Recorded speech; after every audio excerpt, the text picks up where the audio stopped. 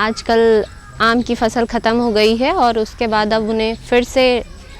नया बनाने के लिए प्रोसेस की जाती है, जिससे कि आने वाली फ़सल अच्छी हो। तो उसके लिए हम उसमें कटाई छटाई का कार्य करते हैं। अभी जुलाई अगस्त के महीने में आप कटाई छटाई कर दें। जो भी आपकी डिज़ीज़ ब्रांचेज़ हैं, डिज़ीज़ हैं या फिर जो भी ख़राब होने वाली शाखाएं हैं, उनको काट दीजिए। और काटने में थोड़ा सा एक चीज़ का ध्यान रखना है कि आपका जो भी यंत्र है उसमें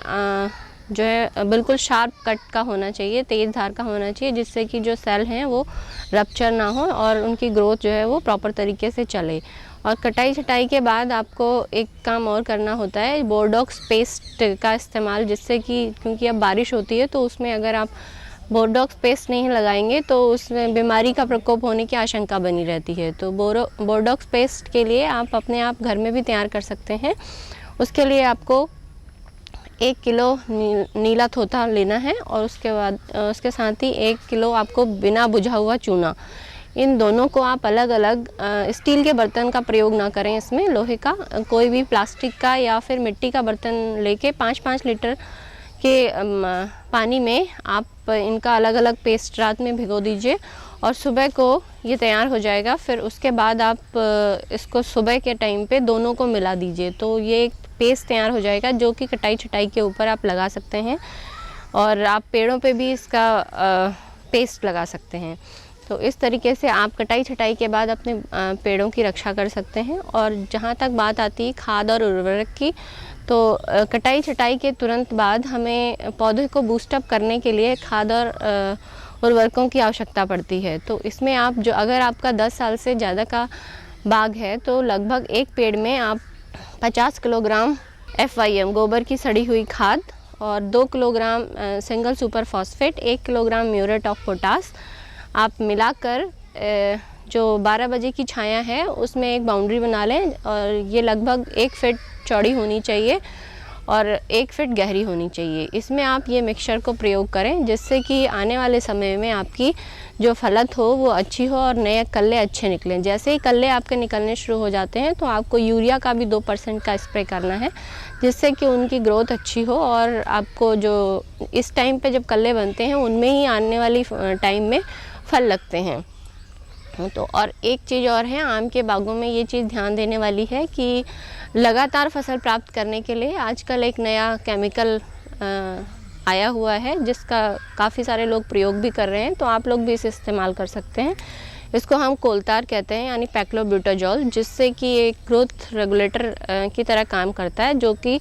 आपका फलत को बढ़ाता है और हर साल आपके आम में फलत आती है। बात आती है कि अभी आजकल जैसे बहुत बीजू पौधे हो गए हैं,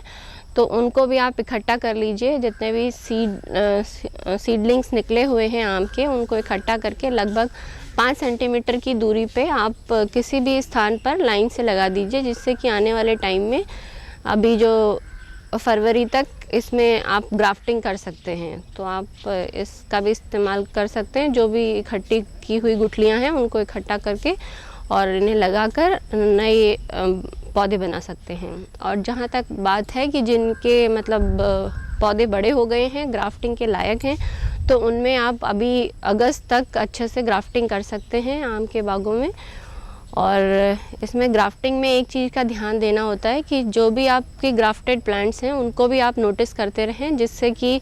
जो किनारे की मूल ग्रंथ की शाखाएं हैं वो निकल ना पाएँ और मतलब उसको काटते रहें, जिससे कि जो आपकी सांकुर डाली है वो अच्छे से ग्रोथ कर सके और नया जो भी आपका कलमी पौधा है वो अच्छा रूप ले सके। और ऊपर की जो शाखाएं हैं उनको आपको चॉप कर देना है, जिससे कि आपकी जो सांकुर डाली है वो एकदम से अच्छे से बढ़ सके। ग्राफ्टिंग में जो आम के बाग हैं उनमें मेन रहता है कि आप ग्राफ्टिंग जब करते हैं तो उनका जो यूनियन रहता है उस पर ज़्यादा ध्यान दें, और जो भी कट जिससे भी आप करवाएं या माली से करवाएं या खुद करें, तो ग्राफ्टिंग में जो पॉइंट से पॉइंट मिलाने की बात रहती है वो इनकम्पैटिबिलिटी नहीं होनी चाहिए। उसमें मिलान उसका ऐसा होना चाहिए जिससे कि सायन से और मूल ग्रंथ दोनों ही एक साथ चिपक जाएँ और उसकी ग्रोथ अच्छी हो सके। और जैसे ही आप 3-4 दिन के बाद देखेंगे कि जो ऊपर की शाखाएं होती हैं वो सूखने लगती हैं तो उन्हें आप झाड़ कर गिरा दीजिए और ऊपर की जो चॉपिंग है उसको कर दीजिए, जिससे कि जो शंकुर डाली है उसकी ग्रोथ ढंग से हो सके और आपको नया पौधा अच्छे से मिल सके।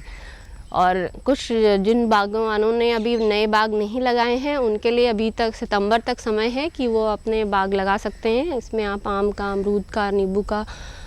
लीची का, कोई भी तरीके का बाग लगा सकते हैं। बाग लगाने के लिए सबसे ज़्यादा ज़रूरी बात यह है कि आप जो भी रिसोर्स लें, जहाँ से भी आप पौधा लें, तो उसकी जो गुणवत्ता है उसका ज़रूर ध्यान रखें, क्योंकि आजकल ऐसा बहुत देखने में आ रहा है कि मतलब जो वैरायटी आपको जो प्रजाति बताई जाती है मूलतः वो नहीं होती, और इसका जब पता चलता है तब तक बागवान